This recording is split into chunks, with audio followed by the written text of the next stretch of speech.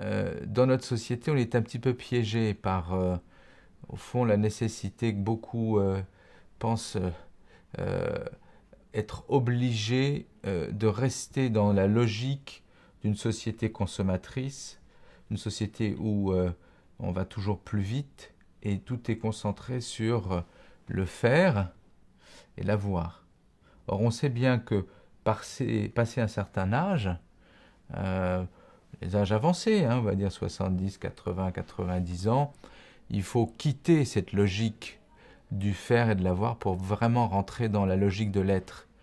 Et avoir donc cette démarche où on commence à entrer en soi-même, réfléchir à son destin, essayer de comprendre au fond le sens de sa vie,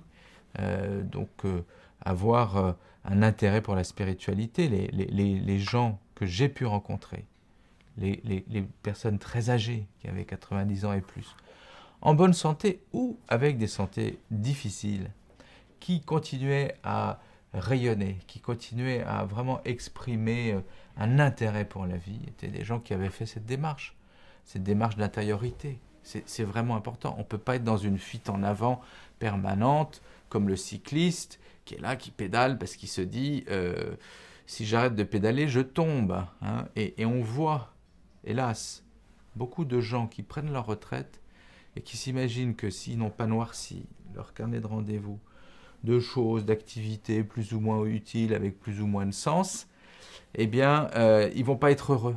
Et souvent, ces gens, à un moment donné, se retournent, se disent, mais pourquoi je me lève de si bonne heure? Pourquoi je suis à ce point épuisé? Est-ce que cette activité est bien nécessaire? Donc, ils découvrent souvent qu'à ce moment-là, en fait, ils ont fait tout ça, ils étaient suractifs pour ne pas réfléchir, pour ne pas être dans l'être et rester dans le faire et dans l'avoir, parce qu'ils s'imaginent que c'est comme ça qu'ils vont rester jeunes. Mais on sait bien que rester jeune, c'est bien, mais bien vieillir est souvent beaucoup moins fatigant et beaucoup plus intéressant que de rester jeune à tout prix.